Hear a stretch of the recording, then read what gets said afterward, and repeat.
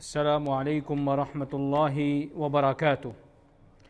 آج کے خطبے کا موضوع ہے حق مہر کی بے اعتدالی اور جہیز جیسا ناسور۔ الحمدللہ والصلاة والسلام علی رسول اللہ، اما بعد۔ یقیناً تمام تعریفیں اللہ کے لیے ہیں، ہم اس کی حمد بیان کرتے ہیں، اسی سے مدد مانگتے ہیں، اسی سے مغفرت طلب کرتے ہیں اور اسی کی طرف توبہ کرتے ہیں۔ ہم اپنے نفسوں کی شرارتوں اور اپنے اعمال کی برائیوں سے اللہ کی پناہ مانگتے ہیں۔ جسے اللہ ہدایت دے اسے کوئی گمراہ نہیں کر سکتا، اور جسے وہ گمراہ کر دے اسے کوئی ہدایت دینے والا نہیں۔ میں گواہی دیتا ہوں کہ اللہ کے سوا کوئی معبود برحق نہیں، وہ یکتا ہے، اکیلا ہے، اس کا کوئی بھی شریک نہیں۔ اور میں یہ بھی گواہی دیتا ہوں کہ جناب محمد رسول اللہ صلی اللہ علیہ وسلم اللہ تعالیٰ کے بندے اور اس کے آخری رسول ہیں۔ اللہ تعالیٰ آپ پر، آپ کی آل پر اور تمام صحابہ کرام پر ڈھیروں درود و سلامتی نازل فرمائے۔ حمد و ثنا کے بعد میں آپ سب کو اور اپنے آپ کو اللہ کا تقوی اختیار کرنے کی وصیت کرتا ہوں۔ پس اللہ سے ڈرو، اللہ تم پر رحم فرمائے، دنیا کو اس سے بے رغبتی اختیار کر کے حقیر کرو اور آخرت کو اس کی طرف رغبت اختیار کر کے معزز بناؤ، اور گناہوں سے بچو کیونکہ ان کا انجام بہت برا ہوتا ہے، اور جو آج ڈر گیا وہ کل قیامت کے دن امن میں ہوگا۔ اللہ تعالیٰ قرآن مجید میں ارشاد فرماتے ہیں، یا ایہا الذین آمنوا اتقوا اللہ ولتنظر نفس ما قدمت لغد واتقوا اللہ ان اللہ خبیر بما تعملون۔ اے ایمان والو، اللہ سے ڈرو اور ہر شخص یہ دیکھے کہ اس نے کل یعنی قیامت کے لیے آگے کیا بھیجا ہے، اور اللہ سے ڈرتے رہو، بے شک اللہ تمہارے اعمال سے پوری طرح باخبر ہے۔ اے اللہ کے بندو، اللہ تعالیٰ نے نکاح کا حکم دیا ہے اور بدکاری کو حرام قرار دیا ہے۔ اللہ تعالیٰ فرماتے ہیں وَأَنكِحُوا الْأَيَامَ مِنكُمْ وَالصَّالِحِينَ مِنْ عِبَادِكُمْ وَإِمَائِكُمْ، اور اپنے میں سے کنوارے مردوں اور کنواری عورتوں کا نکاح کر دو، اور اپنے نیک غلاموں اور لونڈیوں کا بھی۔ حضرت ابن عباس رضی اللہ تعالیٰ عنہما فرماتے ہیں، امر اللہ سبحانہ بالنکاح ورغبہم فیہ ووعدہم فی ذلک الغنا۔ اللہ سبحانہ وتعالی نے نکاح کا حکم دیا، اس کی ترغیب دی اور اس پر مالدار ہونے کا وعدہ بھی فرمایا۔ چنانچہ فرمایا ان یکونوا فقراء یغنیہم اللہ من فضلہ، اگر وہ فقیر ہوں گے تو اللہ انہیں اپنے فضل سے غنی کر دے گا۔ حضرت عبداللہ بن مسعود رضی اللہ تعالیٰ عنہما فرماتے ہیں، التمسوا الغنى فی النکاح، نکاح کے ذریعے غنا یعنی مالداری تلاش کرو۔ نوجوانوں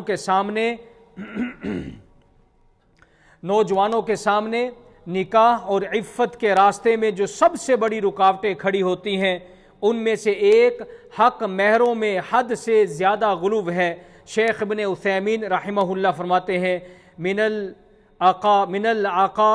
العقبات التي تحول دون الزواج ومصالح العظيمة غلاء المهور ونفقات الزواج حتى صار الزوج في الأمور المستحيلة إلا بديون تشغل ذمته فتجعله أسيرا لدائنه۔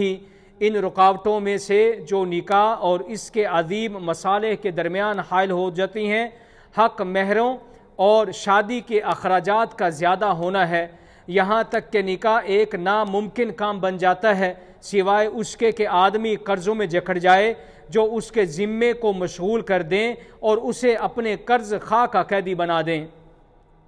یہ واضح خلاف ورزیوں میں سے ہے کہ حق مہروں اور شادی کی تقریبات میں اسراف کرنا، اور یہ اللہ تعالیٰ کے اس فرمان کے تحت داخل ہے، وَلَا تُسْرِفُوا إِنَّهُ لَا يُحِبُّ الْمُسْرِفِينَ، اور اسراف نہ کرو، بے شک اللہ اسراف کرنے والوں کو پسند نہیں کرتا۔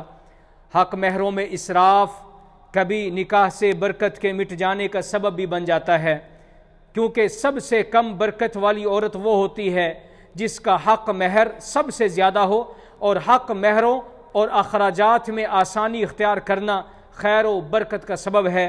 رسول اللہ صلی اللہ علیہ وسلم نے ارشاد فرمایا، خیر النکاح ایسرہ و خیر الصداق ایسرہ، بہترین نکاح وہ ہے جو کرنے میں سب سے آسان ہو، اور بہترین حق مہر وہ ہے جو ادائیگی میں بھی سب سے زیادہ آسان ہو۔ امام مناوی رحمہ اللہ فرماتے ہیں اذا تيسر النکاح عمت برکتہ ومن یسرہ خفت صداق المرأة وترک المغالات فیہ وکذا جمیع متعلقات النکاح من ولیمۃ ونحوها۔ جب نکاح آسان ہو جاتا ہے تو اس کی برکت عام ہو جاتی ہے، اور اس کی آسانی میں ہے کہ عورت کے حق مہر کا ہلکا ہونا، اس میں غلو کو چھوڑ دینا، اور اسی طرح نکاح سے متعلق تمام امور جیسے ولیمہ وغیرہ۔ حق مہروں میں تخفیف رسول اللہ صلی اللہ علیہ وسلم کا طریقہ ہے۔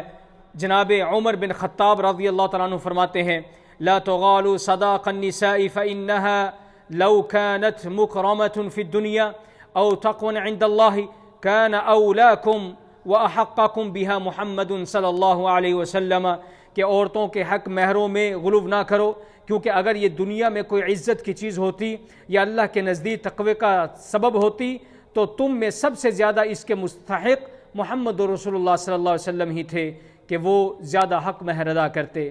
شیخ الاسلام امام ابن تیمیہ رحمہ اللہ فرماتے ہیں فمن دعته نفسه الى ان يزيد صداق ابنته على صداق امهات المؤمنين وبنات رسول الله صلی اللہ علیہ وسلم اللواتی ہن خیر خلق اللہ فی کل فضیلۃ وافضل نساء العالمین فهو جاہل احمق۔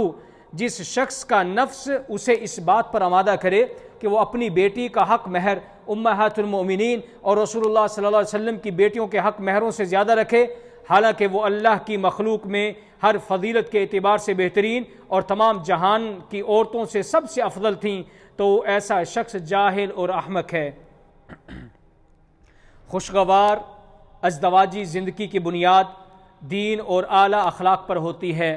رہا مال کو مقدم دین پر مقدم کرنا تو یہ کھلا نقصان اور بڑا فساد ہے، لہذا عورت کے ولی پر لازم ہے کہ حق مہر کی طلبی میں آسانی کرے، اس میں لالچ نہ رکھے، اور رشتہ طے کرنے سے پہلے مال اور ظاہری شکل کی بجائے اس کے دین اور اخلاق کو دیکھے، کیونکہ خوبصورتی مٹ جاتی ہے، مال فنا ہو جاتا ہے، لیکن دین باقی رہتا ہے۔ رسول اللہ صلی اللہ علیہ وسلم نے ارشاد فرمایا اذا خطب الیکم من ترضون دینہ وخلقہ فزوجوہ الا تفعلوا تکن فتنة فی الارض وفساد عریض۔ جب تمہارے پاس کوئی ایسا شخص رشتہ لے کر آئے جس کے دین اور اخلاق سے تم راضی ہو تو اس کا نکاح کر دو، اگر تم ایسا نہ کرو گے تو زمین میں فتنہ اور بڑا فساد پھیل جائے گا۔ لہذا جان لو کہ تمہاری بیٹیاں تمہاری گردنوں پر امانت ہیں اور تم اس امانت کے بارے میں جواب دہ ہو، لہذا اے سرپرستو اللہ سے ڈرو، حق مہروں کو ہلکا رکھو اور معاملات کو آسان بناؤ۔ وَمَن يَسَّرَ عَلَى مُعَسِّرٍ يَسَّرَ اللَّهُ عَلَيْهِ فِي الدُّنْيَا وَالْآخِرَةِ رواہ امام مسلم۔ جو کسی تنگ دست پر آسانی کرے اللہ اس پر دنیا اور آخرت میں آسانی فرماتا ہے۔ اللہ کا فرمان ہے یا ایھا الذین آمنوا لا تخونوا اللہ والرسول وتخونوا اماناتکم وانتم تعلمون واعلموا انما اموالکم اولادکم فتنۃ وان اللہ عندہ اجر عظیم۔ اے ایمان والو، اللہ اور اس کے رسول کے ساتھ خیانت نہ کرو اور نہ ہی اپنی امانتوں میں خیانت کرو، حالانکہ تم جانتے ہو، اور جان لو کہ تمہارے مال اور تمہاری اولاد محض آزمائش ہیں، اور بے شک اللہ ہی کے پاس بڑا اجر ہے۔ اے اللہ کے بندو، اسلام نے نکاح کو آسان اور پاکیزہ بنایا ہے اور ہر اس رسم کو ناپسند کیا ہے جو نکاح کو مشکل، مہنگا اور گناہوں کا سبب بنا دے۔ ان قبیح رسموں میں سے ایک جہیز ہے جو شریعت مطہرہ میں نہ فرض ہے نہ سنت، بلکہ ظلم، اسراف اور فتنے کا ذریعہ بن چکا ہے۔ بیٹی باپ کے لیے تجارت کا مال نہیں کہ آپ جہیز طلب کریں، بلکہ اللہ کی امانت ہے۔ جہیز کے مطالبات در حقیقت عورت اور اس کے گھر والوں پر انتہائی زیادہ ظلم ہے، اور ظلم اللہ کے ہاں سخت ناپسندیدہ ہے۔ اللہ تعالیٰ فرماتے ہیں ان اللہ لا يحب الظالمین، بے شک اللہ تعالیٰ ظالموں کو پسند نہیں کرتا، اور مزید فرمایا ولا تعاونوا علی الاثم والعدوان، اور گناہ اور زیادتی پر ایک دوسرے کی مدد نہ کرو۔ جہیز کے نام پر مطالبات کرنا، دلہن کے گھر والوں کو قرضوں میں جکڑ دینا اور نکاح کو مشقت بنا دینا اسراف اور عدوان ہے۔ رسول اللہ صلی اللہ علیہ وسلم کا طریقہ سادگی، آسانی اور برکت کا تھا۔ نہ آپ صلی اللہ علیہ وسلم اپنی بیٹیوں کے نکاح میں جہیز دیا اور نہ کسی اور مرد کی طرف سے جہیز کا مطالبہ کیا، نہ اسے نکاح کی شرط بنایا۔ اگر جہیز کی دین میں کوئی فضیلت ہوتی تو سب سے پہلے رسول اللہ صلی اللہ علیہ وسلم اس کی تعلیم دیتے۔ کیا یہ بھلائی ہے کہ نکاح کے آغاز ہی میں لڑکی کے گھر والوں پر بوجھ ڈال دیا جائے؟ کیا یہ خیر ہے کہ بیٹی کو رخصت کرتے وقت باپ کی کمر توڑ دی جائے اور ماں کی آنکھوں میں آنسو ہوں؟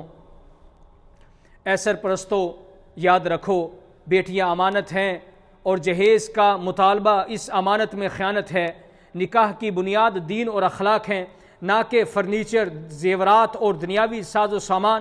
لہذا اللہ سے ڈرو، جہیز جیسی جاہلی رسم کو چھوڑ دو، نکاح کو آسان بناؤ تاکہ معاشرہ پاکیزہ ہو، فتنہ ختم ہو اور اللہ کی برکتیں نازل ہوں۔ اے سرپرستو، ذرا اس منظر کو تصور کرو، وہ باپ جس نے اپنی بیٹی کو شہزادیوں کی طرح پالا، جس نے اپنی خواہشات کو اس کے لیے دفن کر دیا کہ بیٹی کی مسکراہٹ سلامت رہے، وہی باپ جب بیٹی کی شادی کی دہلیز پر پہنچتا ہے تو خوشی کی بجائے خوف سے کانپ رہا ہوتا ہے۔ کیوں؟ اس لیے نہیں کہ بیٹی جدا ہو رہی ہے، بلکہ اس لیے کہ اسے معلوم ہے کہ اس کے پاس وہ سونا اور چاندی نہیں جس کی مانگ معاشرے کے لٹیرے کر رہے ہیں۔ وہ باپ اپنی سفید داڑھی کے ساتھ اپنے بڑھاپے کی پونجی لیے بازاروں میں خوار ہوتا ہے، قرض مانگتا ہے اور اپنی غیرت کا سودا کرتا ہے تاکہ اپنی کلی کو کسی کے گھر جا کر بسا سکے۔ کیا ہم نے کبھی سوچا کہ جب ایک باپ سے جہیز کی لسٹ مانگی جاتی ہے تو اس کے دل پر کیا گزرتی ہے؟ وہ ہنستا ہے لیکن اس کی آنکھیں رو رہی ہوتی ہیں، وہ زندہ ہوتا ہے لیکن اندر سے نہیں۔ ذرا ان بھائیوں کا حال دیکھو، وہ بھائی جن کی اپنی بھی کچھ تمنائیں تھیں، جن کے اپنے بھی کچھ خواب تھے، لیکن جیسے ہی بہن جوان ہوتی ہے ان بھائیوں کی جوانی پر جہیز کا پہرا بیٹھ جاتا ہے۔ وہ اپنی تعلیم ادھوری چھوڑ دیتے ہیں، وہ پردیس کی خاک چھانتے ہیں، وہ کوہلوں کے بیل کی طرح دن رات محنت کرتے ہیں صرف اس لیے کہ بہن کے ہاتھ پیلے کر سکیں۔ کتنے ہی بھائی ایسے ہیں جن کے اپنے سر کے بال سفید ہو گئے، جن کی اپنی شادی کی عمر نکل گئی صرف اس لیے کہ وہ جہیز کی رقم جمع کر رہے تھے۔ کیا یہ انصاف ہے؟ کیا اسلام نے ہمیں یہی سکھایا تھا کہ ہم اپنی بہن کی رخصتی کے وقت اس کے بھائیوں کی خوشیوں کو قربان کر دیں؟ اے لوگو جو جہیز کی لسٹیں بنا کر بھیجتے ہو، جو فرمائشیں کرتے ہو کہ صوفہ ایسا ہونا چاہیے، گاڑی ایسی ہونی چاہیے، ایسا گھر ہونا چاہیے، یاد رکھو تم فرنیچر نہیں مانگ رہے، تم اس باپ کی ہڈیاں مانگ رہے ہو جو اس نے دن رات ایک کر کے کمائی ہیں۔ تم وہ خون مانگ رہے ہو جو اس کے بھائیوں نے پسینے کی شکل میں بہا دیا ہے۔ کیا ہماری غیرت مر چکی ہے؟ کیا ہم اتنے فقیر ہو گئے ہیں کہ ہم اپنی لڑکی کے باپ کے ٹکڑوں پر پلنا پڑے گا؟ رسول اللہ صلی اللہ علیہ وسلم نے فرمایا تھا کہ بہترین نکاح وہ ہے جس میں بوجھ کم ہو۔ ہم نے تو نکاح کو اتنا بوجھل کر دیا کہ غریب کی بیٹی کے بال بھی سفید ہو جاتے ہیں اور باپ کی قبر تیار ہو جاتی ہے مگر وہ جہیز پورا نہیں کر سکتا۔ آئیے آج اس مقدس جگہ پر مقدس دن میں یہ عہد کریں کہ ہم اس رسم بد کو جڑ سے اکھاڑ پھینکیں گے۔ ہم اپنی بیٹیوں اور بہنوں کو عزت کے ساتھ رخصت کریں گے، نہ کہ ان کے باپ کی زندگی کا سودا کر کے۔ خدا کے لیے ان بوڑھے باپوں پر رحم کرو جو ان جوان بھائیوں کی ہمت مت توڑو۔ بوڑھے باپوں پر رحم کرو، جوان بھائیوں کی ہمت مت توڑو۔ اے اللہ ہمیں ہدایت عطا فرما، ہمیں بیٹیاں دینے والوں کا احترام کرنے والا بنا، نہ کہ ان کو لوٹنے والا۔ اے اللہ اسلام اور مسلمانوں کو عزت عطا فرما اور شرک اور مشرکین کو ذلت عطا کر۔ اے اللہ اپنے خلفائے راشدین ہدایت یافتہ اماموں یعنی ابو بکر، عمر، عثمان، علی رضوان اللہ اجمعین سے راضی ہو جا اور باقی تمام صحابہ کرام اور تابعین سے بھی قیامت تک تو راضی ہو جا۔ اے اللہ غم زدوں کی غم خوری فرما اور مصیبت زدوں کی مصیبت کو دور فرما۔ اے اللہ ہمارے وطنوں کو امن کا گہوارہ بنا اور ہمارے ائمہ اور حکمرانوں کو درست راہ دکھا اور ہمارے حکمران اور ان کے ولی عہد کو اپنی پسندیدہ اور رضا کی راہ پر چلنے کی توفیق عطا فرما۔ اللہ تو ہی ہے، تیرے سوا کوئی معبود نہیں، تو غنی ہے، ہم فقیر ہیں، ہم پر بارش نازل فرما، ہمیں مایوس لوگوں میں سے نہ بنا۔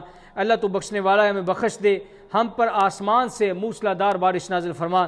اللہ کے بندو، ان اللہ یامر بالعدل والاحسان وایتاء ذی القربى وَيَنْهَى عَنِ الْفَحْشَاءِ وَالْمُنْكَرِ وَالْبَغْيِ يَعِظُكُمْ لَعَلَّكُمْ تَذَكَّرُونَ، بے شک اللہ انصاف کا، احسان کا اور خرابتداروں کو دینے کا حکم دیتا ہے، اور بے حیائی، برائی اور ظلم سے منع کرتا ہے، وہ تمہیں نصیحت کرتا ہے تاکہ تم نصیحت حاصل کرو، بس اللہ کا ذکر کرو تمہیں یاد رکھے گا، اور اس کی نعمتوں کا شکر ادا کرو تمہیں اور زیادہ دے گا۔ وَلَا ذِكْرُ اللَّهِ أَكْبَرُ وَاللَّهُ يَعْلَمُ مَا تَصْنَعُونَ، اور اللہ کا ذکر سب سے بڑا ذکر ہے، اور اللہ تعالیٰ جانتا ہے جو کچھ تم کرتے ہو۔